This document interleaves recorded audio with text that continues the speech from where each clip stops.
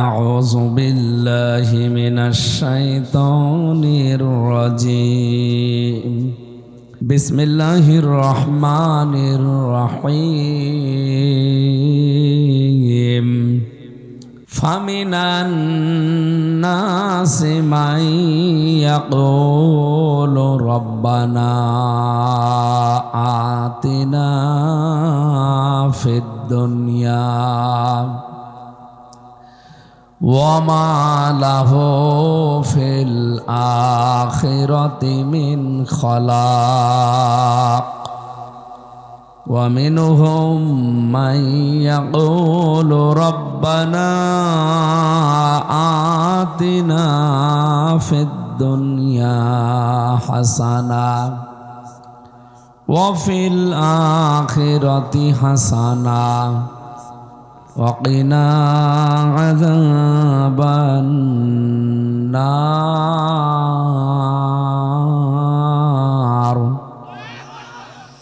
صدق الله العظيم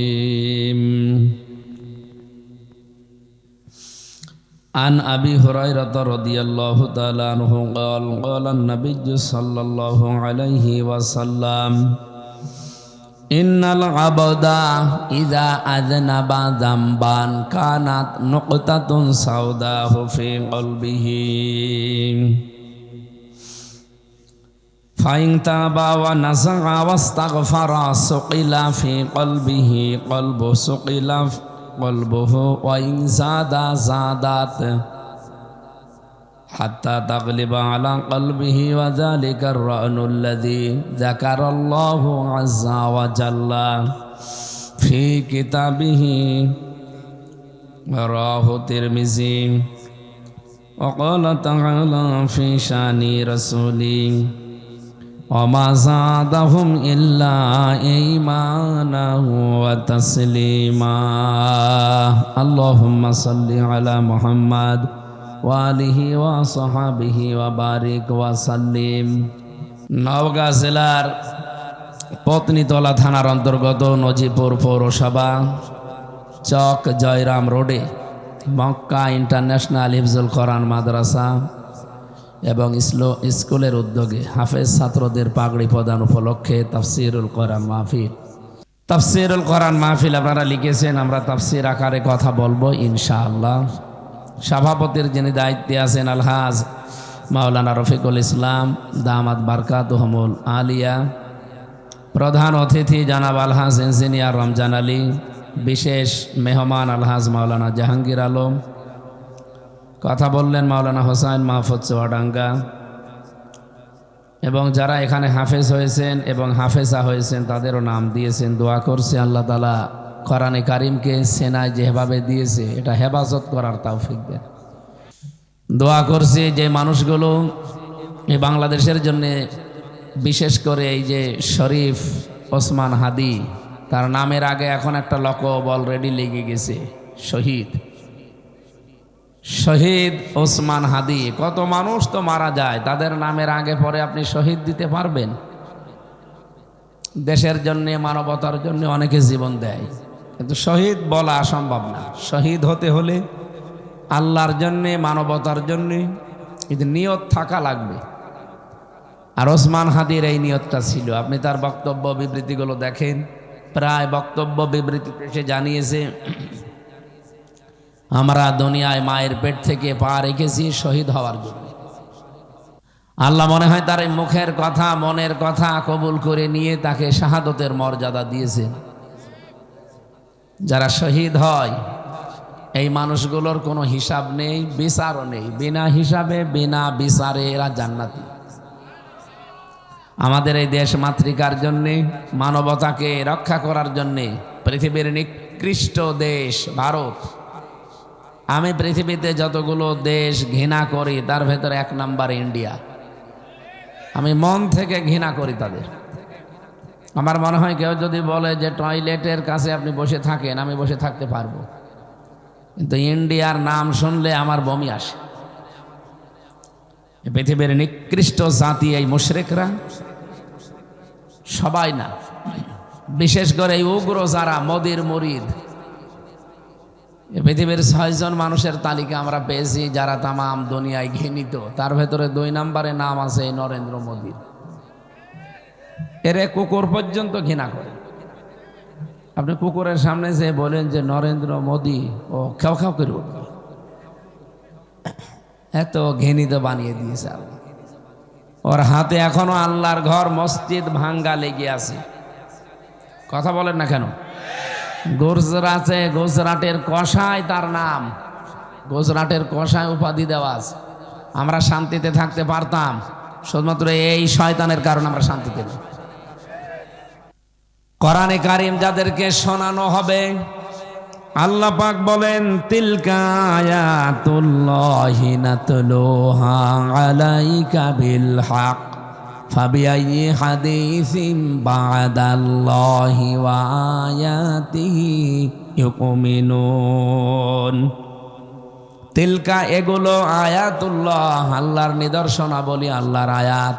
নাতলুহা, জিবরাইল বলছে যা আমি তেলাওয়াত করি, আলাইকা আপনার কাছে, বিল হক সত্য সহকারে, যথাযথভাবে। ও নওগাঁবাসী, এখন তো আর জিবরাইল আসে না, আসে? আরো জোরে বলেন। উনি তেলাওয়াত করে করে রসুলকে আবার শোনান না। নবীজিও নেই যে তিনি তেলাওয়াত করে নওগাঁর মানুষকে শোনাবে। ওই দায়িত্ব এখন নবীর উত্তরাধিকারী যারা আলেম তাদের উপরে। আল্লাহর কসম, কোরআন যখন সামনে নিয়ে বসেছি, আমরাও তেলাওয়াত করে আপনাদেরকে আজ যথাযথভাবে শোনাবো, যেইভাবে আল্লাহ তেলাওয়াত করতে জানিয়েছেন। ফাবিআইয়ি হাদিসিন বা'দাল্লাহি ওয়া আয়াতিহি ইউমিনুন। আল্লাহ ও তার আয়াতের পরে তারা কোন বাণীতে বিশ্বাস করবে? আল্লাহ আফসোস করছেন, আল্লাহর বাণীর চাইতে অথেন্টিক বানিয়ে পৃথিবীতে আর নেই, কেউ দিতেও পারবে না।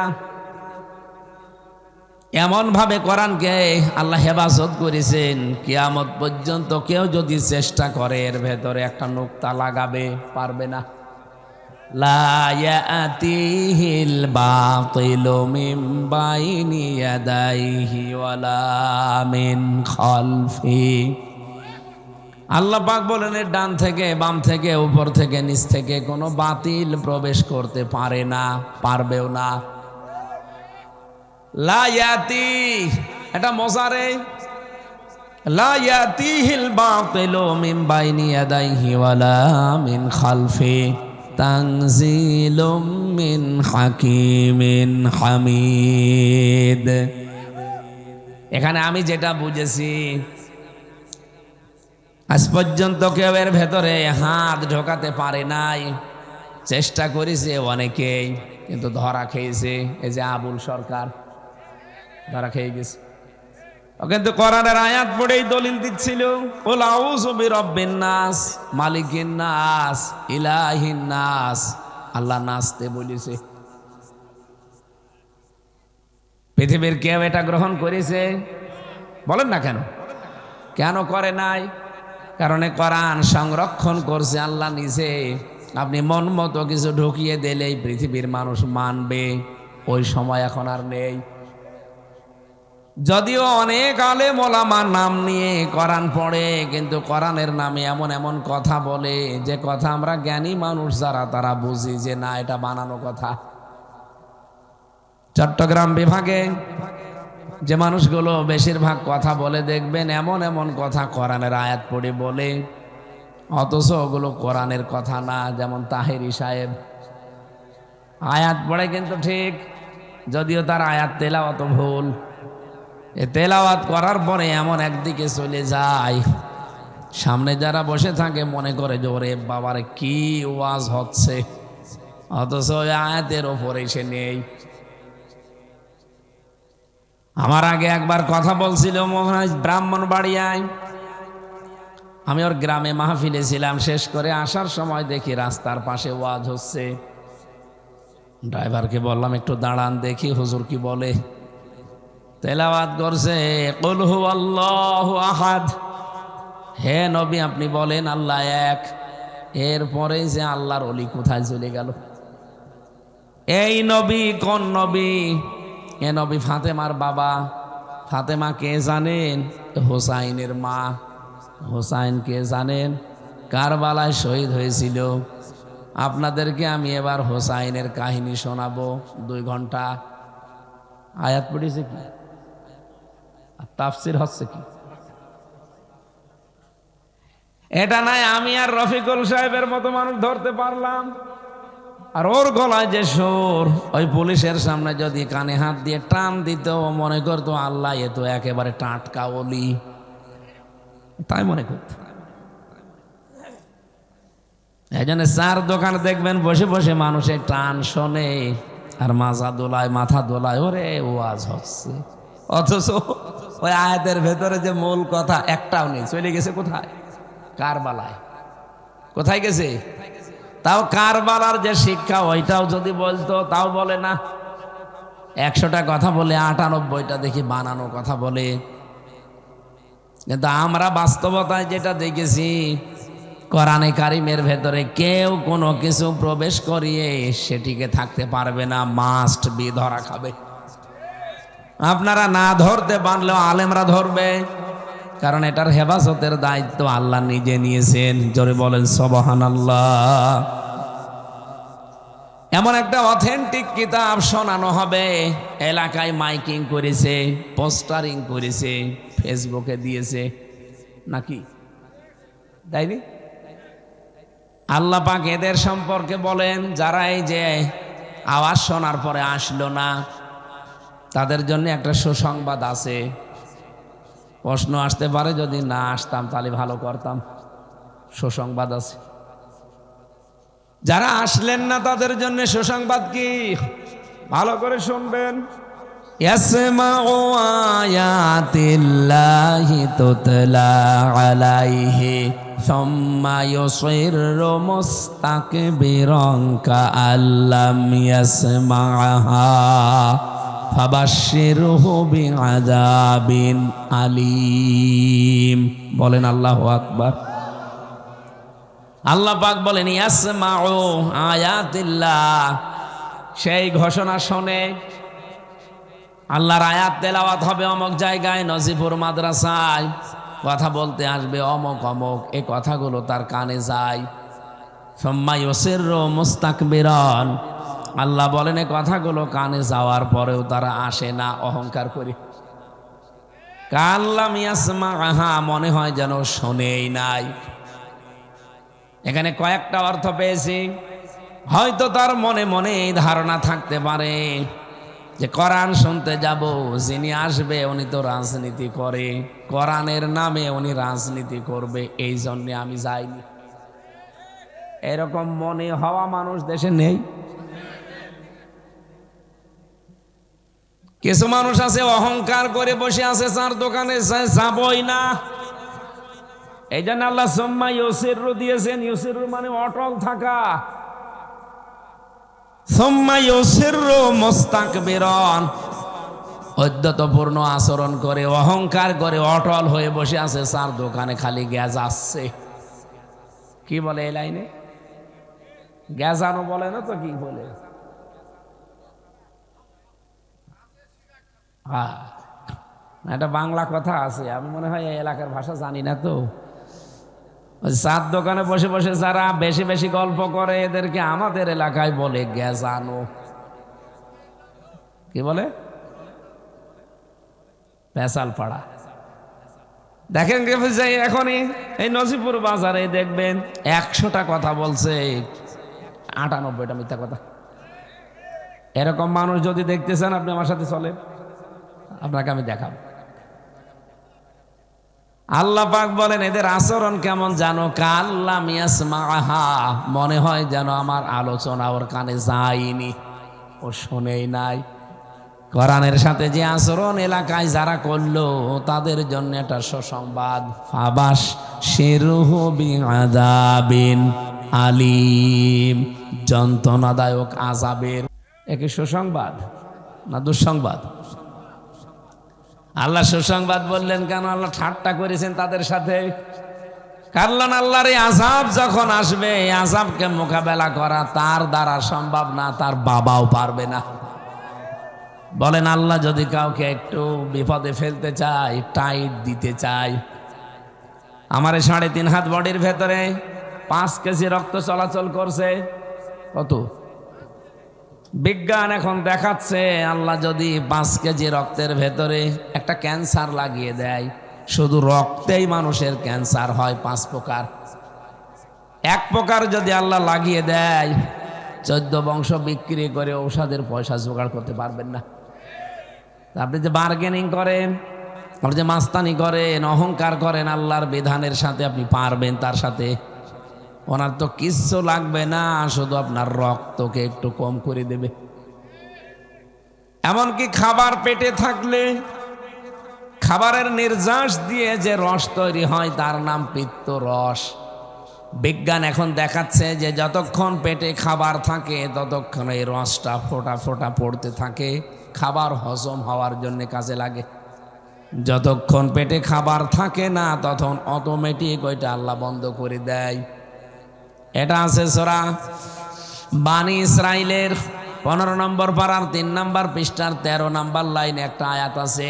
এই আয়াতের ব্যাখ্যায় আছে, ইন্নালে মুবাযযিরিনা কানু ইখওয়ানাশ শায়াতিন ইলা আখির আয়া। এই পৃথিবীতে যত অপরাধ মানুষ করতে পারে, কোন অপরাধ করলে মানুষ শয়তান হয়ে যায় আমি পাইনি। জেনা করলে আপনার গোনা হবে কিন্তু আপনি শয়তান হবেন না। চুরি করলে আপনার গোনা হবে কিন্তু আপনি শয়তান হবেন না। ডাকাতি করলে আপনার গোনা হবে কিন্তু আপনি শয়তান হবেন না। পৃথিবীতে একটা মাত্র পাপ আছে যেটা করলে মানুষ শয়তান না, শয়তানের ভাই হয়ে যায়, সেটার নাম অপচয়। কি বললাম? আপনি কি অপচয় শুধু টাকা পয়সার খাবারের মনে করেন? এ পৃথিবীতে এমন কোনো জিনিস নেই যার অপচয় নেই। বাংলাদেশের সবচাইতে বেশি যেটা অপচয় হয় তার নাম সময়। এই কথা বলেন না কেন? আমি বিশ্বের উন্নত যে দেশগুলো ঘুরেছি, বিশেষ করে সিঙ্গাপুর, মালয়েশিয়া, এই দেশগুলোতে আমি যতবার গেছি ঘুরেছি, তারা উন্নত হওয়ার পেছনে কারণ তারা সময় নষ্ট করে না। কয়েকটা জিনিস আমি দেখে দেখে মিলিয়েছি, তারা দাঁড়িয়ে গেল কি করে।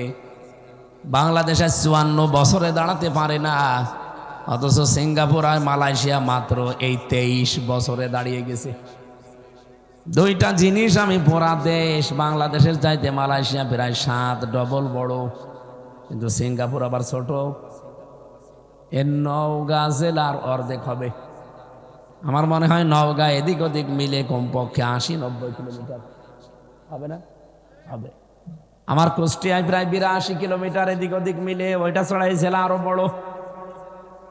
কিন্তু পুরা সিঙ্গাপুরে মাথা থেকে ও মাথা মিলিয়ে দেখলাম মাত্র 42 কিলো। তার মানে আপনাদের নওগাঁ জেলার অর্ধেক। এ জেলায় যদি 10টা থানা থাকে, 5টা থানা মিললে যতটুকু হবে অতটুকু একটা দেশ। তো বিশ্বে এখন যদি 257টা দেশের তালিকা করেন যে 1 নম্বরে কারা আছে, সিঙ্গাপুর ধরা লাগবে। কি করে দাঁড়িয়ে গেল তারা? অথচ 100 জনের 95 জন কাফের। আমি এই কথাটাই বলেছিলাম সিঙ্গাপুরের মাহফিলে, যে আল্লাহ রসুলকে যারা বিশ্বাস করে না তারা কাফের। এ কথা কি আমার বানানো কথা? বলে না। এই কথা বলার পরে ওরা ওই দেশে মামলা দিয়েছিল, মামলাটা মিটেও গেছে, কিন্তু মাঝখান থেকে আমার কালার করে দিল যে আমি নাকি ওদেরকে কাফের বলে গালি দিয়েছি। কাফের কি গালি? আমার ভাইরা, আমি যে কথা বলতে চাই, তারা দাঁড়িয়ে গেছে, আমি পর্যবেক্ষণ করেছি, তাদের পড়াশোনা, তাদের বিশ্ববিদ্যালয়ে গেছি, দেখলাম তারা দাঁড়িয়ে গেছে দুইটা কারণে। এক নম্বরে তাদের দেশে খাদ্যে ভেজাল নেই, এই জন্য তারা সুস্থ থাকে, অসুখ বিসুখ কম হয়, এত ঔষধ লাগে না। দুই নম্বরে, ওই দেশে যদি কেউ দুর্নীতি করে ধরা পড়ে, ওরে মেরে ফেলবে। আর আমাদের দেশে দুর্নীতি করে ধরা পড়লে মেরে ফেলা না, খুব বেশি হলো কয়েকদিন জেল খেটে বের হয়ে তার সম্মান আরো বাড়ে। সিঙ্গাপুরে থাকাকালীন এক লোককে দেখলাম, হোটেলে ছিলাম তো, নিচে নেমে দেখি দুই শয়তান বসে বসে চা খাচ্ছে। আমি সালাম দিলাম, আসসালামু আলাইকুম। ও তো বলবে যে ওয়ালাইকুম আসসালাম, না, আমারে বলছো হুজুর আমরা আগেই পালিয়েছি। আপনি তো সালামের জবাব দেবেন, তারপরে বলবেন যে আমরা পালিয়েছি, ওইটাই ওর সালামের জবাব, যে হুজুর আমরা আগেই পালিয়েছি। আপনি পালালেন কেন? দেশে তো আপনার এতগুলো বাড়ির সংখ্যা শুনেছি, আপনার নাকি 620টা বাড়ি। ওই যে আল জাজিরা রিপোর্ট দিল না, বিবিসি রিপোর্ট দিয়েছে যে 620টা বাড়ি এই দেশে একজনের, এক মন্ত্রীর। অথচ বাইরের দেশে গিয়ে ওই দেশেও তার বাড়ি আছে, ফ্ল্যাট আছে, নাম দিয়েছে ওই বাড়ির সাহেব পাড়া।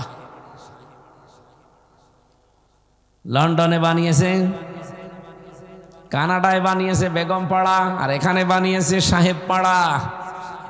কিন্তু আল্লাহর ইশারা থাকতে পারে না, থাকে হোটেলে ভাড়া দিয়ে দিয়ে। আমি বললাম এখানে আছেন কেন, আপনার তো বাড়ি আছে। বলছে হুজুর বাড়ি আছে, কিন্তু থাকবো কি করে, এদেশে এত বাঙালি আছে, আমারে দেখলে পিটিয়ে ভর্তা বানিয়ে ফেলবে। এই জন্য খুব সিক্রেট অবস্থায় আছি, গোপনে নামি না। আজকে নেমেছি অনেকদিন পরে চা খাওয়ার জন্য, আপনার সাথে দেখা, আপনি দোয়া করিয়েন। দোয়া, আপনার জন্য দোয়া আসবে, আমার ভেতর থেকে দোয়া আসবে। ওই দিন মনে মনে বলছিলাম, কারণ ওরা তো অনেকগুলো এক জায়গায়, আমি তো মাত্র একা। মনে মনে বলছিলাম, আল্লাহ এরা যে সম্পদগুলো দেশ থেকে পাচার করেছে, এটা হিসাব দেখলাম, 99.4 বিলিয়ন মার্কিন ডলার এই দেশে এখন ঋণ। কিন্তু এই 15.5 বছরে ওরা এই দেশ থেকে পাচার করেছে 94.5 বিলিয়ন মার্কিন ডলার। এই টাকাগুলো যদি ওরা পাচার না করে এই দেশে যদি মানুষের কর্মসংস্থান তৈরি করে দিত, ওদেরও পালানো লাগতো না, ক্ষমতাও হারানো লাগতো না, আর আমরাও হাজার হাজার মানুষ, লক্ষ লক্ষ মানুষ বেকার থাকতাম না। কাজ না থাকলে মানুষ এমনি শয়তানে ধরে। এখানে যদি আপনি খুব বেশি হলেও 2 কোটি মানুষের কর্মসংস্থান তৈরি করে দিতে পারেন, আর সম্ভবও ছিল, আমরা যদি ঋণগ্রস্ত না থাকতাম, বিশেষ করে চীন, তুরস্ক, আমেরিকা আর এই যে রাশিয়া, এরা মুখিয়েছিল আমাদের দেশে ব্যবসা করার জন্যে। এর ঋণ দেখে ওরা আসতে চায় না, যে ফকিরের কাছে গেলে আরো ফকির হব। আমরা তো ফকির ছিলাম না, একটা দেশ দাঁড়িয়ে যেতে এত বছর লাগে না। আমি তো লেখাপড়া একেবারে কম করেছি তা না, যতটুকু রাষ্ট্র নিয়ে পড়েছি আমি বুঝি। একটা দেশকে দাঁড় করাতে হলে খুব বেশি হলো 5 বছরই যথেষ্ট। 1628 জন মানুষ দেশের দায়িত্বে আছে, এই মানুষগুলোকে আপনি হযরত ওমরের মতো বানিয়ে দেবেন। হযরত ওমরের মতো মানুষ যদি এই দেশে 1628 জন বানাতে পারেন, ওরা তো লেগেছে 23 বছর 21 বছর, আমাদের লাগবে না, মাত্র 5 বছরে এই বিশ্বের ওপরে দেশকে দাঁড়িয়ে ফেলবো। মালয়েশিয়ার যিনি এখন স্বরাষ্ট্রমন্ত্রী, এত কড়া লোকটা, মানে ন্যায়ের পক্ষে, ইনসাফ কায়েমের জন্য এত কড়াকড়ি করে। আমি তো পিরায় পিরায় যেয়ে দেখি, গেলে আর আসতে মনে চাই না, যে মানুষ এত সুন্দর করে সাজাতে পারে দেশ। খুব বেশি হলো 5টা মানুষ তার এরকম কড়াকড়ি করে, দেশটা দাঁড়িয়ে যায়। রাত 1টা নেই 2টা নেই, বললাম না, এই দেশের চাইতে প্রায় 7 ডবল বড় দেশটা। রাত 12টা 1টা 2টায় আমি চলছি 1000 কিলোমিটার 2000 কিলোমিটার রান করি প্রতিদিন।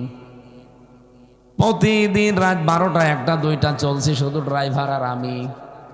পাহাড়ি এলাকা, বন জঙ্গল, মরুভূমি, খালি পাম গাছ, কিচ্ছু নেই। 150-200 কিলোমিটার রাস্তা চলে যাচ্ছি, কিচ্ছু নেই। মনের ভেতরে, শরীরের ভেতরে গাছ ছমছম করে ওঠে। ড্রাইভার আমারে বলছে কোনো ভয় নেই, আল্লাহ বাদে কেউ আসবে না। খুব আশা ওই দিন থেকে যে আমাদের দেশটা, এই দেশের মাত্র 7 ভাগের 1 ভাগ, 56,000 বর্গ মাইলের দেশ। এ দেশটা যদি আমরা এই রকম নিয়ম বানাতে পারতাম যে রাত 2টা 3টা 5টা নেই, দিনের বেলা যেভাবে মানুষ চলাচল করে রাতের বেলা ওইভাবে চলাচল করবে, তাহলে দেশে অন্তত শান্তিতে মরতে পারতাম। আমি 180 কিলোমিটার মাত্র এসেছি, 4.5 ঘন্টা লেগেছে আমার। অথচ ওখানে 1000 কিলোমিটার যায় মাত্র 3 ঘন্টা 3.5 ঘন্টায়। এই প্রদেশ থেকে ওই প্রদেশে চলে গেছি 3.5 ঘন্টা 4 ঘন্টায়, আর আমার এক জেলা থেকে আর এক জেলায় আসতে এত সময় লাগছে। এরপরেও তো অত সময় রান করে কোনো ভয় নেই, ক্লান্তিও নেই, কারণ গাড়িগুলো উন্নত, রাস্তা তো ওই রকম। আর এখান থেকে 180 কিলোমিটার কুষ্টিয়ায় যেতে কমপক্ষে 4-5 জায়গায়। এই আল্লাহর ওলিদের সাথে তো দেখা হবেই। পুলিশ ভাইরা তো যাই পাহারা দিচ্ছে, আর অন্য ওলি আরো কিছু আছে। এরা কিছু কিছু জায়গায় আছে ওত পেতে থাকে, অথবা গাছ ফেলে রাখে। হঠাৎ করে দেখবেন গাড়ি চলতে চলতে থেমে গেছে। কি গো, ড্রাইভার আমারে বলছে হুজুর ওঠেন, ডাকাত পুলিশ। ঠিক আছে, কাজ খুলে দেন। কাজ খুলে দেখি মুখ বাঁধা, হাতে বড় বড় ছুরি। ওদেরকে আমি না চিনলে ওরা তো আমার চেনে, কারণ আমার চেহারা শয়তানও চেনে। কাজ খুলে যখন মাথায় টুপি দিয়ে, কি আপনারা কারা? হুজুর আপনি, আপনার টাকাও নেব, আল্লাহ মাফ করবে। আরে শয়তান, তাড়াতাড়ি নে, যা এনেছি সব দিয়ে। শেষে যাওয়ার সময় বলছে হুজুর চলে যাবেন, এত দূর পথ, তেল কিনবেন না? তেল কিনবো, সবই তো নিয়ে নিয়েছেন। ওখান থেকে টাকা কিছু বের করে বলছে তেল কিনে বাড়ি যান, নাই তো রাস্তায় পড়ে থাকা লাগবে। ড্রাইভার বলছে হুজুর ডাকাত হলেও ইমানদার ডাকাত। ডাকাত এতটুকু পথ আমি নিরাপত্তা হীনতায় আছি। দেশটা আমরা এমনি এভাবে সাজাতে চাচ্ছি না ভাই। আপনি রাজনীতি মনে করেন আর ধান্দা মামাবাজি যাই মনে করেন, আমাদের টার্গেট এই দেশটা আমরা এবার ঠিক ওইভাবেই মানাবো। আপনার যাই মনে হোক, যদি মনে করেন যে না আপনারাও এ দুনিয়াদারির লাইনে আসলেন কেন, এটাও তো আপনার ধান্দাবাজি, এটাও রাজনীতি না। আপনারটার আমারটা 100 ভাগ, কসম দিয়ে বলছি এটা সমান না। আমি এই কোরআনে 25 জন নবীর দোয়া পেয়েছি। 25 জন নবীর ভেতরে মাত্র 1 জন নবী তার নিজের অপরাধের স্বীকৃতি দিয়েছেন, হযরতে আদম আলাইহিস সালাম। রব্বানা যালামনা আনফুসানা ওয়া ইল্লাম তাগফির লানা ওয়া তারহামনা লানাকুনান্না মিনাল খাসিরিন।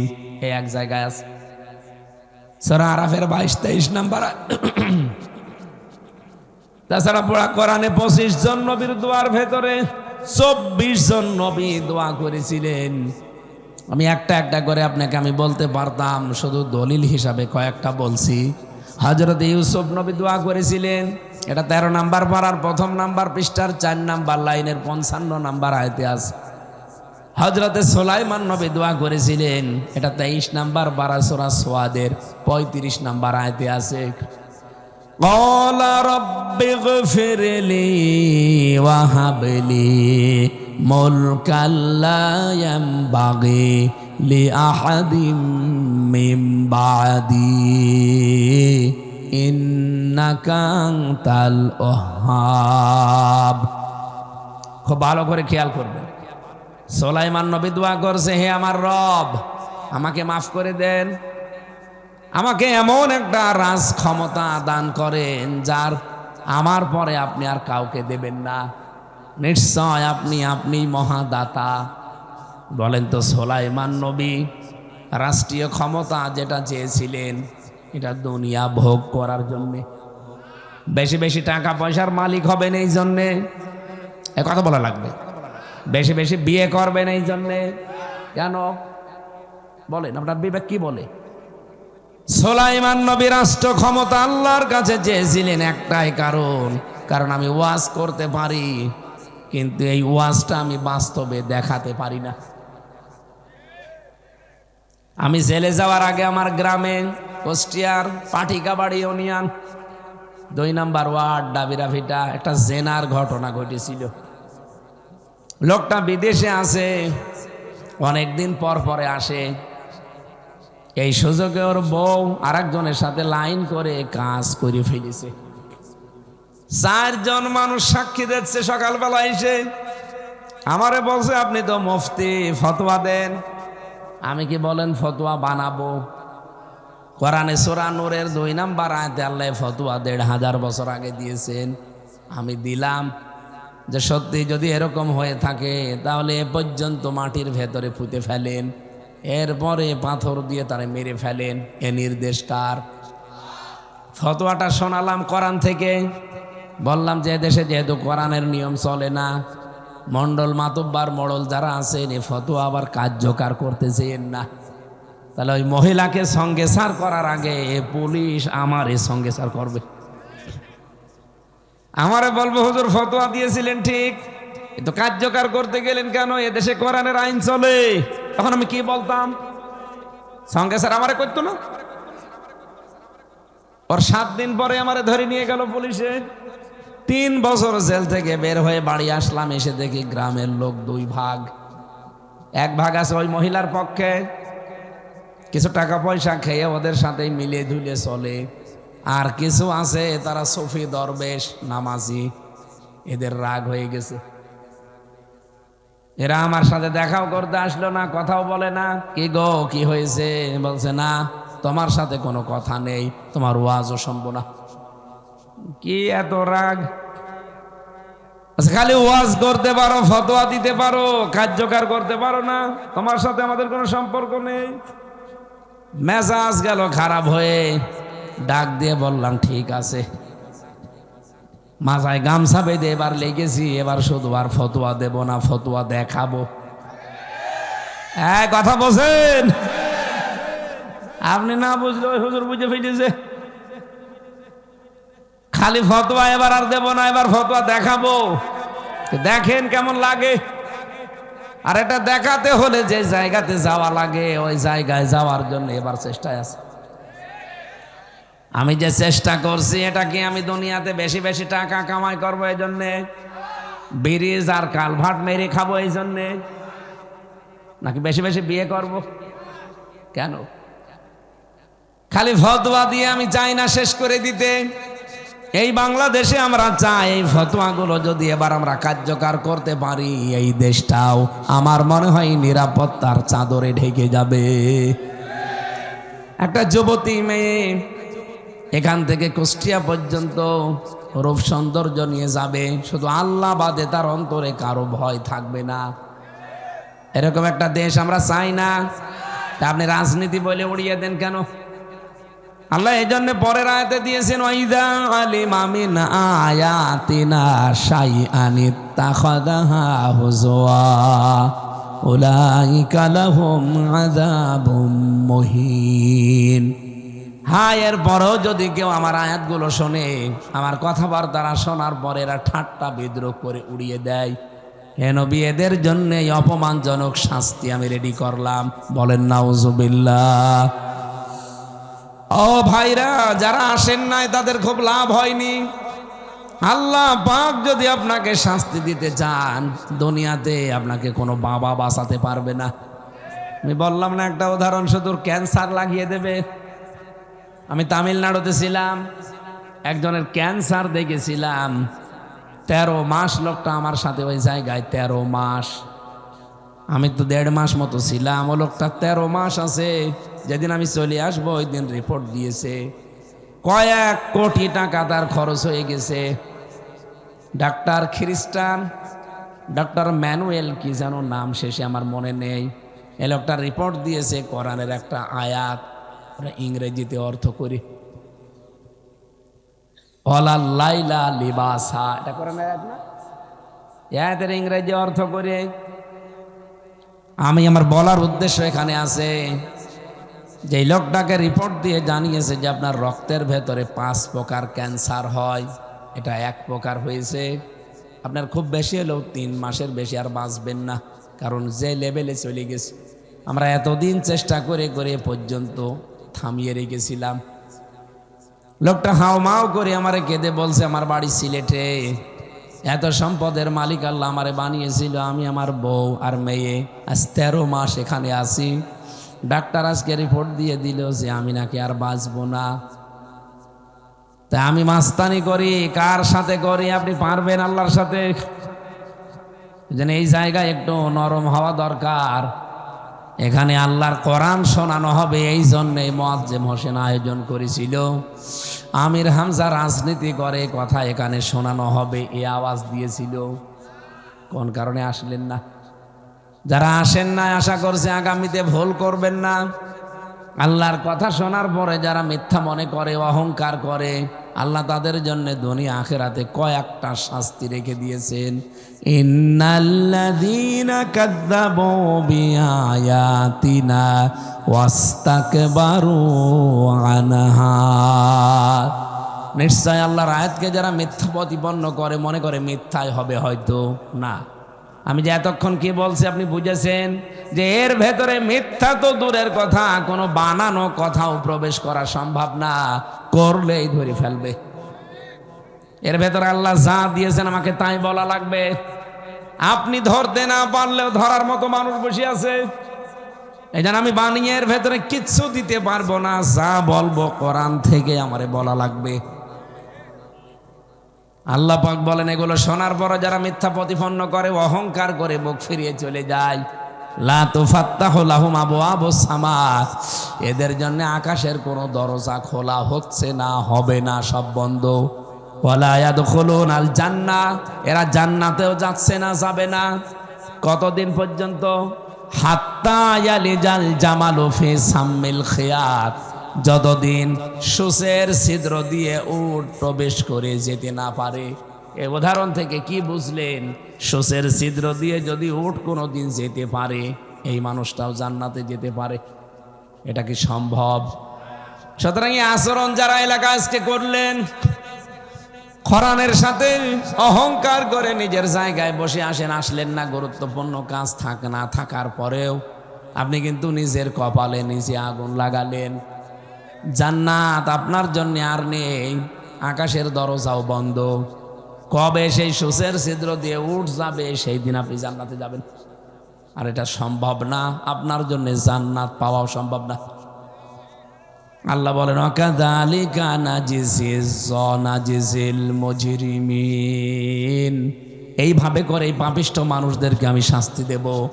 শাস্তির একটা ধরন আল্লাহ এখানে দিয়েছেন, লাহুম মিন জাহান্নামা মিহাদু ওয়া মিন ফাওকিহিম গাওয়াশ ওয়াকাযালিকা নাজিজিজ যালিমিন।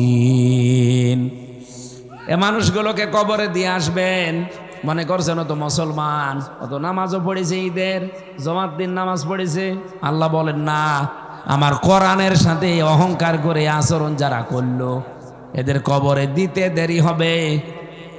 এদের উপরে আমি আল্লাহ জাহান্নামের চাদর দিয়ে ঢেকে দেব, আর নিচে জাহান্নামের আগুনের বিছানা বিছিয়ে দেব। আমার তো আয়াত পড়ার পরে মনে হয় বাংলাদেশে প্রায় 100 জনের 80 জনের কপালে এই বিছানা আছে। কোরআনের কথা শুনলে রাজনীতি মনে করেন।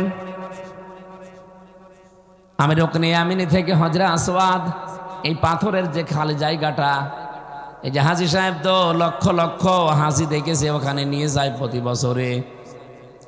আপনি খেয়াল করে, আমি 16 সাল থেকে খেয়াল করে দেখি, যেই কয়বার গেলাম এই 3 বারে, প্রত্যেকবার দেখি এই জায়গাটা পার হওয়ার সময় মানুষ আমার এই তেলাওয়াতকৃত আয়াতটা পড়ে, মিনহুম মান ইয়াকুলু রব্বানা আতিনা ফিদ দুনিয়া হাসানা।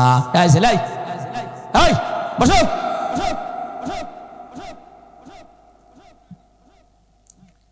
এই কোথায় যাচ্ছে? বসো বসো বসো।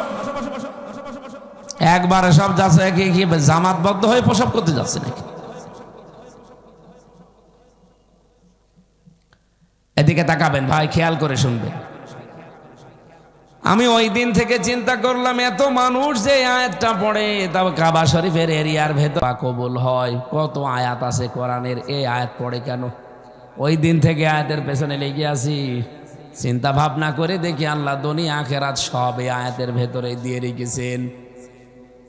আপনি যখন বলেন রব্বানা আতিনা ফিদ দুনিয়া হাসানা, হে আমার রব, দুনিয়ায় তুমি হাসানা দাও, আমার মনে হয় আল্লাহ আমাদের দোয়া কবুল করে হাসিনাকে দিয়েছে। রব্বানা আতিনা ফিদ দুনিয়া হাসানা বা হাসিনা, আমরা চেয়েছি হাসানা, আল্লাহ দিয়েছে হাসিনা। এবার হাসিনা আর হাসানা এই দুইটা শব্দ মাদ্দা কিন্তু এক, হাসিন নুন। হাসিনা আর হাসানা শব্দ মাদ্দা এক, কিন্তু অর্থটা একটু আছে। হাসিনা মানে সুন্দরী, আর হাসানা মানে কল্যাণ। আল্লাহ এমন কল্যাণ আমাদেরকে দিয়েছে যে 2732 জন মানুষ 24 সালেই শেষ। আয়াতটা নিয়ে স্টাডি করলাম, দেখি তো আল্লাহ বারবার আমি যে চাই, কি চাই আল্লাহর কাছে, তাফসীর পড়তে গিয়ে দেখেছি দুনিয়ার হাসানা, কল্যাণ, স্বস্তি, শান্তি, নিরাপত্তা, কামিয়াবি। এটার ভেতরে যদি কেউ এই মোনাজাত আপনি মনে করেন যে আল্লাহ কবুল করে নিয়েছে, তাহলে দুনিয়ায় আপনি কমপক্ষে 10টা জিনিস পাবেন। যারা এ পর্যন্ত এই দোয়াটা করেছেন নামাজের পরেই, করেননি? তাহলে এই 10টা জিনিস দুনিয়ায় আপনি পেয়েছেন কিনা দেখেন। যদি পেয়ে থাকেন তাহলে দোয়া কবুল হয়েছে। আর যদি আপনি দোয়া করিয়েই যাচ্ছেন, এ 10টা জিনিসের একটাও পাননি, আপনি মনে করবেন আপনার দোয়া কবুল হয়নি। 1 নম্বরে, দুনিয়ায় যদি কেউ হাসানা পেয়ে যায় তাহলে সে কোরআন পাবে। কি বলল? প্রশ্ন আসতে পারে, কোরআন তো আমরা পেয়েছি, এই যে না। কেউ যদি এই কোরআন শরীফ পেয়ে থাকে, সে আলেম হোক আর জেনারেল মানুষ হোক, কমপক্ষে 4টা জিনিস তার ভেতরে পাওয়া যাবে। আপনি দেখেন তো, কোরআন শরীফ শুধু হাতে নিয়ে, বুকে নিয়ে, মুখে নিয়ে, মাথার উপরে রেখে দিলেন, কোরআন পেয়ে গেছেন না। সূরা বাকারা 1 নাম্বার পারা 118 নাম্বার পৃষ্ঠা 121 নাম্বার আয়াতে আছে, 4 নাম্বার লাইনে পাবেন।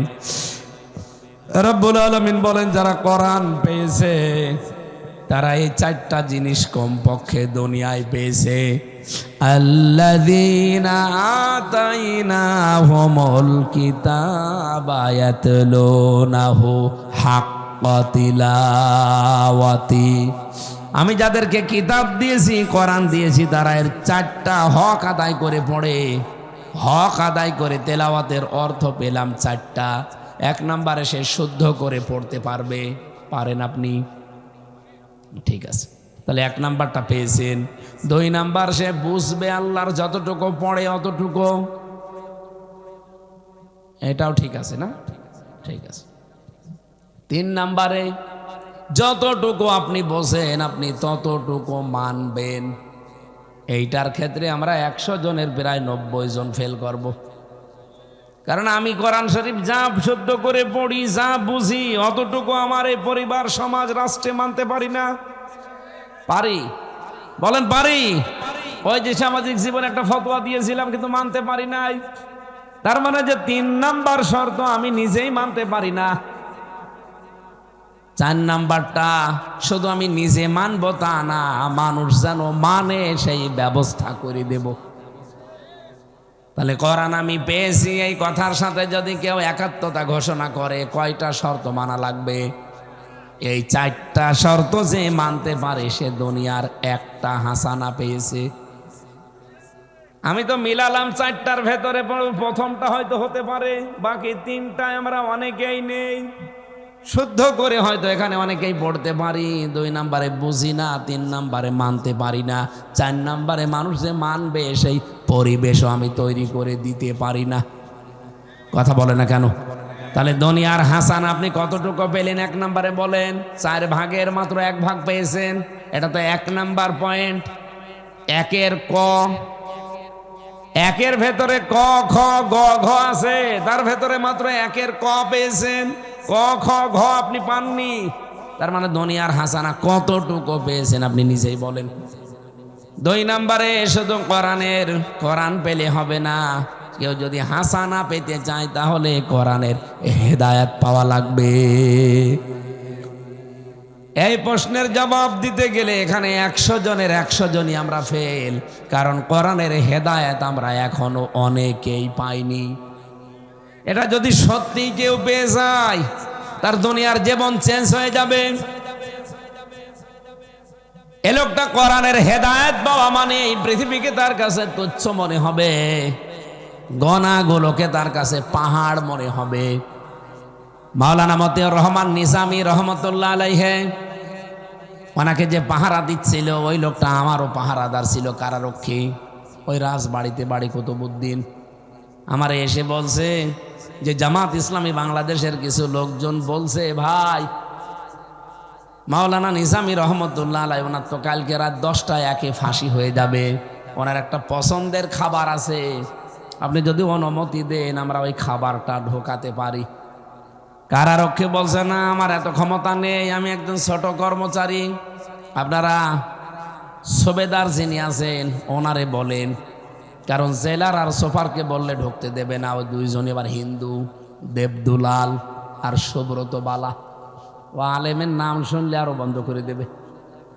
এক কাজ করেন, আব্দুল হামিদ গাজী নামে যে লোকটা সুবেদার আছে ওরে বলেন, ও আবার এদিকে দিকে একটু করে কিন্তু কাজ করে।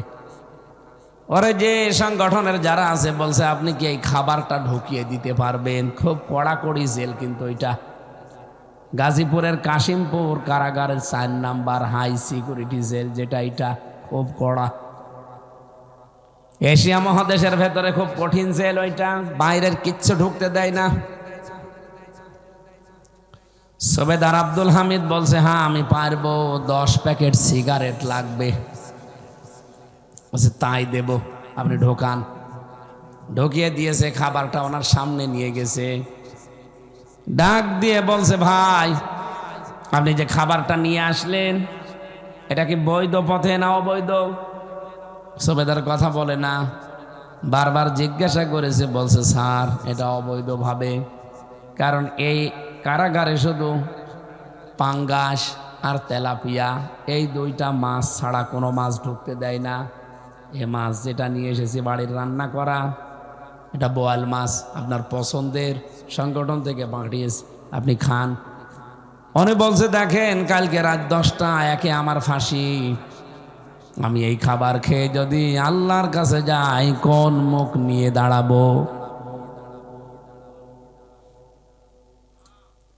কোরআন তো তারাও পড়েছিল, মাত্র আর 1 দিন পরে যার ফাঁসি, এরপরও সে হারাম খাবার খেতে রাজি না। আর আমরা বাবা শাহজালাল সব হালাল। শুধু কোরআন পড়লেই মানুষ হেদায়েত পায় তা না, কোরআন থেকে হেদায়েত পাওয়ার জন্য মন লাগে আলাদা। শুধু কোরআন পড়লে বুঝলে লিখলে আপনাকে কোরআন হেদায়েত দিয়ে দেবে না, এত সহজ না। তাহলে গিরিশচন্দ্র সেনকে দিত, সে আমার চাইতে আপনার চাইতে কোরআন পড়েছে বেশি, বুঝেছে বেশি, লিখেছে বেশি, কিন্তু সে হেদায়েত পায়নি। কোরআন থেকে হেদায়েত পেতে হলে আগে মন তৈরি করা লাগবে। আল্লাহ রাব্বুল আলামিন বলেন, যে লোকটা এই কথা বলতে পেরেছে, কুল ইন্না সালাতি ওয়া নুসুকি ওয়া মাহইয়ায়া ওয়া মামাতি লিল্লাহি রাব্বিল আলামিন। আমার নামাজ, আমার কোরবানি, আমার বেঁচে থাকা, আমার মরে যাওয়া সব আমি আল্লাহর জন্য দিয়ে দিয়েছি। যে লোকটা কথা বলতে পারে আর যে লোকটা শুধু তেলাওয়াত করে শেষ করে দেয়, তারপর আর যে লোকটা কর্মজীবন এটা কাজে লাগায় তার এক না। মাওলানা নিজামী এটা পড়েছে শুধু না, উনি কাজে লাগিয়েছে। আমি পড়েছি কিন্তু কাজ করতে পারি না। কোরআনের হেদায়েত যে পাবে দুনিয়াতে চেঞ্জ হয়ে যাবে তার দুনিয়ার জীবন। উনি মন্ত্রী ছিলেন, আপনি চিন্তা করে দেখেন, একটা মেম্বার না, ইউনিয়নের মেম্বার হলে তার 2 তলা বাড়ি হয়ে যায়, আর তিনি মেম্বার না, একজন মন্ত্রী, অথচ বাড়ি টিনের, এখনো পর্যন্ত মাটির বাড়ি। ইতিহাস তৈরি করে দিয়েছে। তাও বাংলাদেশের গুরুত্বপূর্ণ 2টা মন্ত্রণালয় চালিয়েছে, কৃষি এবং শিল্প, যেখানে টাকা বস্তা বস্তা আসে। আপনি শিল্পমন্ত্রী আর কৃষি মন্ত্রীর জীবনী এখন দেখেন, যারা ছিল এই 15 বছরে লালে লাল হয়ে গেছে। এর চাইতে আপনি আর কি দেখতে চান? এরপরও যদি ভালো মানুষ চান, আমার মনে হয় মানুষ দিয়ে হবে না, ফেরেশতা জিবরাইল লাগবে।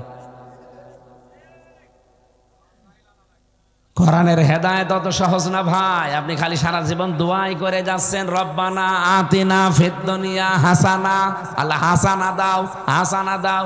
আল্লাহ বলেন হাসানা হচ্ছে দুনিয়ায় কোরআনের হেদায়েত পাওয়া। আপনি পাননি। আপনি পাইলে আপনার ভেতরে লোভ থাকবে না। এইদিকে তাকান, কেউ যদি দুনিয়ার হাসানা পায় তার ভেতরে লোভ থাকবে না। আর এটা মুক্ত হওয়া অত সহজ। 2 নম্বরে তার ভেতরে অস্থিরতা থাকবে না। 3 নম্বরে সেই লোকটা বিপদে পড়লে অস্থির হবে না। এবং 3 নম্বরে ওই লোকটা কোনো নিয়ামত পেলে কৃপণ হয়ে যাবে না। এই তথ্যটা আছে সূরা মাআরিজের 20, 21, 22 নম্বর আয়াতে। ইন্নাল ইনসানা খুলিকা হালুআ ইযা মাসসাহু শাররু জাযুআ ওয়া ইযা মাসসাহুল খায়রু মানুআ। এখানে 3টা গুণ আছে মানুষের। সত্যি যদি কেউ কোরআনের হেদায়েত পেয়ে যায়, তাহলে এই 3টা নিন্দনীয় ঘৃণিত গুণ থেকে আল্লাহ তাকে বাঁচিয়ে দেবে। আমরা যেহেতু এখনো পাইনি, সুতরাং এত বিস্তারিত বলা ঠিক হচ্ছে না। একটাও পাইনি এখনো। নিজেকে লোভ থেকে সংবরণ করতে পেরেছেন? বিপদে পড়লে এখনো পর্যন্ত আপনি হাই হতাশ করেন? আরে না, দুনিয়ার হাসানা যে পাবে সে বিপদে পড়লে হাই হতাশ করবে না। নিয়ামত পেলে, সম্পদ পেলে, ক্ষমতা পেলে, টাকা পয়সা পেলে, সুস্থতা পেলে সে অহংকারী হয়ে যাবে না এবং কৃপণ হয়ে যাবে না। যদি কৃপণ হয়ে যায় নিয়ামত পাওয়ার পরে, তাহলে বুঝতে হবে ওর দোয়াটা মাঠে মারা যাচ্ছে, কবুল হচ্ছে না। রব্বানা আতিনা ফিদ দুনিয়া হাসান আপনি চাইলেন, আল্লাহ তো কবুল করলে কোরআনের হেদায়েত আপনি পাবেন, পাননি। 3 নম্বরে পরিশ্রম করতে পারা, এটা দুনিয়ার হাসানা। আপনি পরিশ্রম করবেন না, খালি বসে বসে খাবেন, খালি মানুষকে ফাঁকি দিয়ে খাবেন। এরকম ধান্দাবাজ মানুষ নেই। 15.5 মাসে বহু মানুষ এই নওগাঁ জেলায় অনেকে বাণিজ্য করেছে শুধু মিথ্যা মামলা দিয়ে আর মিথ্যা সাক্ষী জোগাড় করে। হ্যাঁ, যদি প্রকৃত অপরাধী হয় তার অপরাধের জন্য আপনি প্রশাসনকে বলেন, আইনের হাতে দেন। কিন্তু আপনি এই জায়গায় ব্যবসা করে খান, তার কাছে আবার চাঁদা তোলেন। আরে ভাই, নওগাঁ জেলায় চাঁদা নেই জন্য টের পাচ্ছেন না। কুষ্টিয়ায় চলেন, অনেকে চাঁদার টাকা তুলে ঋণ পরিশোধ করে। বলেন সুবহানাল্লাহ। জিজ্ঞাসা করলাম, ঋণ পরিশোধ করেন টাকা তুলে, চাঁদা তুলে, ওইটা তো আর এক ঋণ। ওটা ঋণ না। আপনি 5 লাখ টাকা ঋণী আছেন, 10 লাখ টাকা চাঁদা তুললেন, 5 লাখ শোধ দিলেন, 5 লাখ খাইলেন। আপনি 5 লাখ টাকা ঋণ শোধ করতে যে ঋণ করলেন কত? বলেন। ঋণ আমরা করতে পারি না, আপনার চাইতে মজলুম আমরা কম। আমার বাবা কয়দিন আগে আমারে বলছিল, হামজা তুই জেলে থাকাকালীন 32 লাখ টাকা ওরা আমার কাছ থেকে খেয়েছে। খালি বলতো যে মামলা দিলাম, তাড়াতাড়ি টাকা দেন। বাবা তো গ্রাম্য মানুষ, যা পারে বেঁচে কিনে টাকা দেয়, কিন্তু ওদের আর বলবো কি, টাকাও নেয় মামলাও দেয়। এভাবে দিতে দিতে 32 লাখ দিয়েছে 3 বছরে। আর আমি আকিজ গ্রুপে ছিলাম, আকিজের মালিক আমারে বলছিল যে মাওলানা তুমি যেহেতু চাকরি করতে আমাদের এখানে, এই জন্য শয়তানরা আমাদের কাছেও 32 লাখ নিয়েছে। খালি বসে বসে খাবেন, মেরে খাবেন, ধরে খাবেন, আত্মসাৎ করবেন, এরটা বাগাবেন, ওরটা খাবেন না। এটা দুনিয়ার হাসানা না। আপনাকে কাজ করা লাগবে, পরিশ্রম করা লাগবে। ইয়া আইয়ুহাল ইনসানু ইন্নাকা কাদিহুন ইলা রাব্বিকা কাদহান ফামুলাকি। হে মানব মণ্ডলী, রবের কাছে পৌঁছাতে চাও, কঠোর পরিশ্রমের মাধ্যমে পৌঁছানো লাগবে। লাকাদ খালাকনাল ইনসানা ফি কাবাদ। মানুষকে আল্লাহ বানিয়েছে শ্রম দেওয়ার জন্য। যেই কয়দিন দুনিয়ার হায়াতে আছেন, শ্রম দিয়ে যান। শরীরের শ্রম, মেধার শ্রম, লেখনের শ্রম, বক্তব্যের শ্রম, পৃথিবীতে যেই শ্রম পারেন দিয়ে যান। আপনার এইটা পেয়ে পৃথিবীর মানুষ উপকৃত হবে। আল্লামা সাজ্জাদ আবুল আলা মওদুদী রহমতুল্লাহ আলাই কয় বছর দুনিয়ায় বেঁচে ছিলেন? আমি হিসাব করে দেখলাম ওনার বইগুলো, উনি যা লিখেছেন, আমার মতো হামজা 200 বছর হায়াত পেলেও লিখতে পারবে না। সারা জীবন শুধু লিখেই গেছেন। ওনার লিখিত বই পড়ে আমি হামজা শেষ করতে পারছি না। তাহলে কি লেখা লিখেছে বলেন তো? শ্রম দেওয়া লাগবে, পরিশ্রম করা লাগবে। আল্লাহ এই শ্রমের উপরে ভিত্তি করে আপনার মর্যাদা বৃদ্ধি করবেন। 4 নম্বরে দুনিয়ার হাসানা হচ্ছে নিরাপত্তা পাওয়া। আমরা পেয়েছি, আমরা পেলে হাদিকে এইভাবে মরা লাগে। তার মানে দুনিয়ার নিরাপত্তা আমরা পাইনি। 4 নম্বরে সুখ আর শান্তি পাওয়া। সুখ 3টা জিনিসকে বলে, শান্তি 4টা জিনিসকে বলে। 5 নম্বরে, 6 নম্বরে হচ্ছে সন্তান যেন ভালো হয়, এটা দুনিয়ার হাসানা। ভালো সন্তান তৈরি করার জন্য এই বিষয়গুলো মাস্ট বি দুনিয়ায় আপনাকে করা লাগবে। নয়তো খালি ওই দোয়াই করে যাবেন, ও দোয়া মাঠে মারা যাবে, কবুল হবে না। 1 নম্বরে সন্তান হলে তার কানে আজান দেবেন। 2 নম্বরে তার নাম রাখবেন অর্থবোধক। 3 নম্বরে তার আকিকা দেবেন। 4 নম্বরে তাকে কোরআন শেখাবেন। 5 নম্বরে 10 বছর হলে তার বিছানা আলাদা করে দেবেন। এরপরে তাকে নামাজের তাকিদ দেবেন। এরপরে তাকে তীর, ঘোড়া, সাঁতার, তার মানে জীবন চালাতে তাকে কঠোর পরিশ্রম করা শেখাবেন। বসে বসে খাওয়ানো শেখানো যাবে না সন্তানকে। এরপরে তার বিয়ে শাদী দেওয়া একটা সৎ পাত্রী দেখে। এরপরে তার সম্পদ বন্টন করা কোরআনের নিয়ম অনুযায়ী। অনেকে আলী ছেলেকে দেয়, মেয়েকে দিতে চায় না। না, আপনার এই দুনিয়ার হাসানা পেতে হলে এই কাজগুলো সন্তানের উপরে করা লাগবে। কারণ সন্তান যেন ভালো হয়, এটা দুনিয়ার হাসানা। এরপরে তার একটা কর্মসংস্থান তৈরি করে দেবেন জায়েজ। এরপরে বেশি তার জন্য দোয়া করবেন, মঙ্গল কামনার জন্যে। এই 11টা পয়েন্ট যদি আপনি মানতে পারেন, আমি আশা করি আপনার সন্তান দুনিয়ার হাসানা হবে। এরপরে বেশি স্ত্রী যেন ভালো হয়, এটা দুনিয়ার হাসানা। ভালো স্ত্রী ওইটা যেটা শুধু সিরিয়াল দেখে। ও বলছে ঠিক, শুধু ফরজ নামাজ পড়া, রোজা রাখার, কালো বোরকা পরায় ভালো স্ত্রীর গুণ না। তিরমিজি শরীফের হাদিস, নবীজি বলেন 4টা গুণ যেই মহিলার ভেতরে পাওয়া যাবে, ওইটা হচ্ছে ভালো স্ত্রী, ওইটা দুনিয়ার হাসানা। নওগাঁবাসী দেখেন তো, এই 4 গুণ বিশিষ্ট বউ কার ঘরে আছে? ইদা নাজারা ইলাইহা সাররাতুহু, যখন স্বামী বাইরে থেকে এসে তার দিকে তাকাবে, সে স্বামীকে আনন্দ দেবে, খুশি করবে। হয় হাসি খুশি দিয়ে, নাই অঙ্গভঙ্গি দিয়ে, নাই সাজগোজ দিয়ে, নাই কথাবার্তা দিয়ে, যেভাবেই হোক স্বামীকে আনন্দ দেবে, খুশি করবে। এরকম বউ আছে কার? হাত তোলেন তো। এটাও নেই। এই মেয়েরা কোথায় আছেন? একটা স্বামীও হাত তোলে না। এরা পরকীয়া প্রেম করবে না, করবে কারা?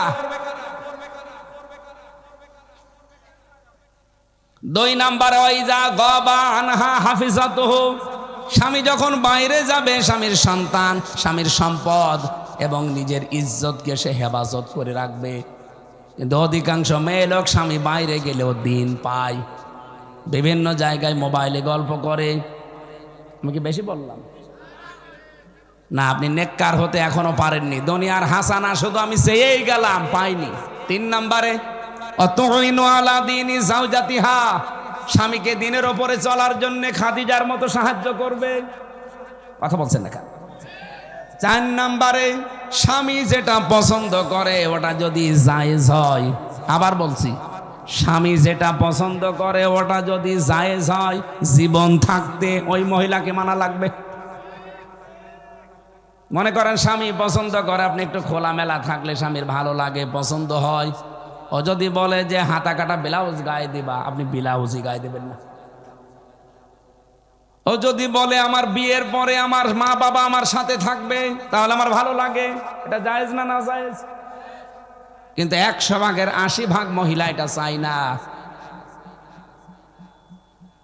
আমি কোরআন সামনে নিয়ে বলতে পারি, আমরা জামাই যারা আছি বাংলাদেশে, এখানে জবাব আমরা জামাই, ওইটা বাদ দিয়ে, ওই দুটো, ওইটা বাদ দিয়ে, এখানে দুটো বাদ দিয়ে বাকি তো সব জামাই। এখানে যারা জামাই আছেন, আমি অন্তত দায়িত্ব নিয়ে বলতে পারি, মা বোন যারা শুনতেছেন, এটা রেকর্ড হচ্ছে, সারা বাংলাদেশে যাবে। মেয়ে লোক যে আমার জন্য বদদোয়া করে, কেন করে এবার শোনেন। সারা বাংলাদেশের সব জামাইয়ের পক্ষ নিয়ে আমি বলতে পারি, দায়িত্ব নিয়ে, আমরা জামাইরা আমার শ্বশুর শাশুড়িকে যেভাবে দেখি, যেই নজরে যেই মন দিয়ে দেখি, বউগুলো যদি আমাদের মা বাবাকে এই মন দিয়ে দেখতো, কোনো মা বাবা বাংলাদেশে আলাদা হতো না। এমনকি বলে অন্য ভাই নেই, তার আন্ডারে দাও, বৃদ্ধাশ্রমে রেখে আসো। আপনি কি নিজের মা বাবার ব্যাপারে কথা বলতে পারতেন? আমি কি বেশি বলে ফেললাম? আমার মনে হয় এখন এই মহিলা প্যান্ডেলে আপনি যে কান লাগান, ওরা বরদোয়া আরম্ভ করে দিয়েছে যে হুজুর মরুক। মরব, আমি মরব, তাও বলবো। কারণ এই 4টা গুণ নেককার মহিলা হওয়ার জন্য একটাও আমরা পাচ্ছি না। এত কষ্ট করে বাইরে থেকে বাড়ি যেয়ে দেখি পেশার মতো মুখ করে বসে আছে, মনে হয় ওর পরে আরো 2টা দেই। হ্যাঁ, ভেতরে ঢুকি মায়ের খাই আমি, আমার গাড়ি শেষে মহিলারা আটকিয়ে দেবেন, দাঁড়ান হুজুর। তাহলে আমাদের বললেন স্বামীগুলো যে মোহাম্মদ রাসূলুল্লাহর মতো হওয়া লাগবে, ওই রকম স্বামী কই? এত বিড়ি খায়, ওর কাছে যাওয়া যায় না, তারপরও তো সংসার করে যাচ্ছি। না, শুধু স্ত্রীকে বললেই হবে আমার চরিত্র অন্তত হযরতে আলীর মতো হওয়া লাগবে, আমার চরিত্র মোহাম্মদ রাসূলুল্লাহর মতো হওয়া লাগবে। বিশ্বনবীর আপনার মতো 1টা বউ, 2টা বউ, 3টা বউ না, নবীজির 11টা বউ ছিল। কোনো দিন কোনো স্ত্রীর গায়ে উনি হাত তোলেননি। অথচ এখানে বহু মানুষ আছে নামাজ পড়ে, রোজা রাখে, হজ করে এসেছে, আবার বউ মারে। জীবনে একদিনও বউ মারেননি? কারা হাত তোলেন তো? কয়দিন বিয়ে করিস? 8 বছরে বউ মারোনি? এদিকে আস। যাক ভালো, এত পুলিশ মনে হচ্ছে। পুলিশরা বউ মারে না, একে মেনে নেওয়া যায়? যেভাবে পিটায় আমাদের, আমার তো মনে হয় বউ ধরে পিটায় এভাবে।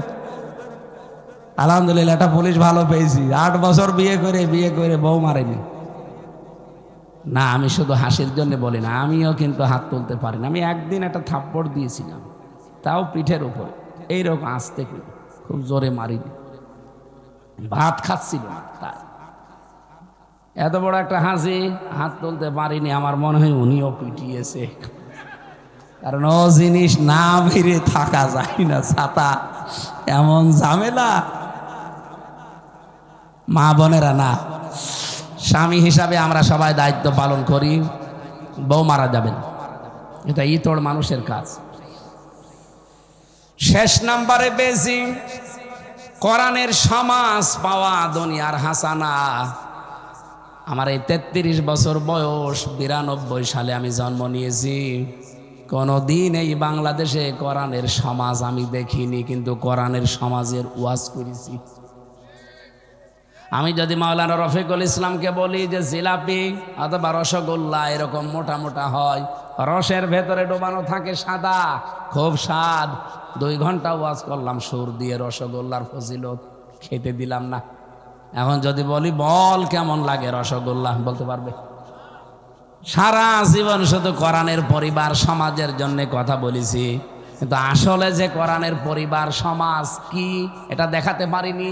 এবার আল্লাহ যেন এই হাসানা কবুল করে কোরআনের সমাজ আমাদেরকে দেখান।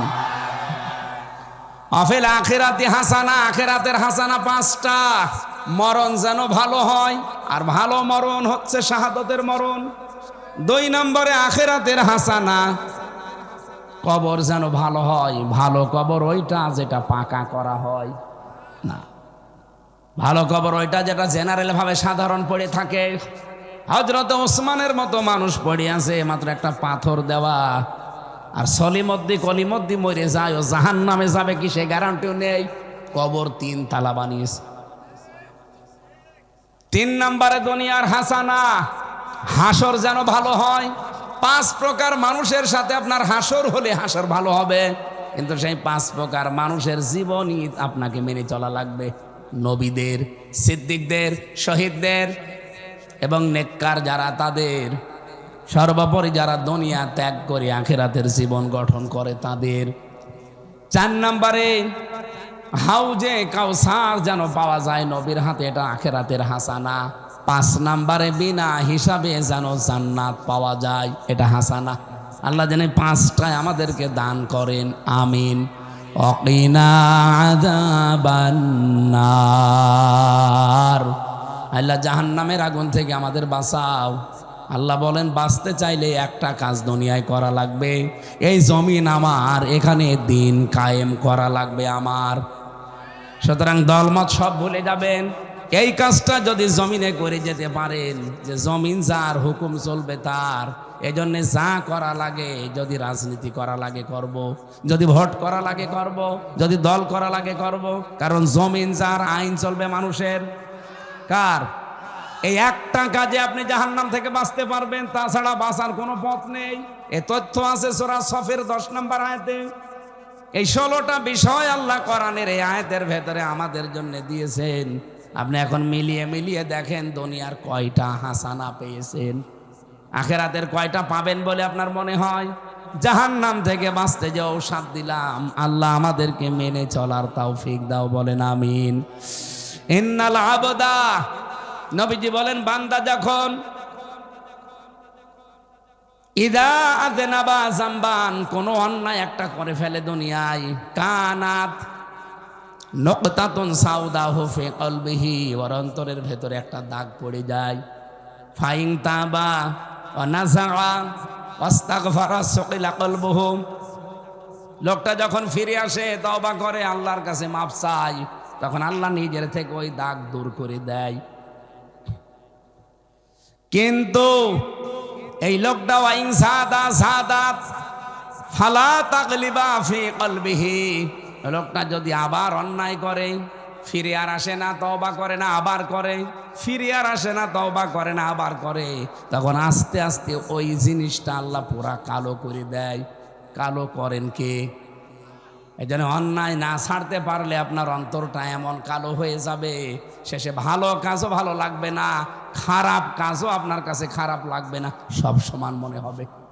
আল্লাহ আমাদেরকে অন্তরটা যেন, আমরা গুনাহগার তো সবাই, গুনাহ করার পরে তওবা করে ফিরে এসে যেন একেবারে পরিষ্কার অন্তর নিয়ে আল্লাহর কাছে যেতে পারি, বলেন আমিন।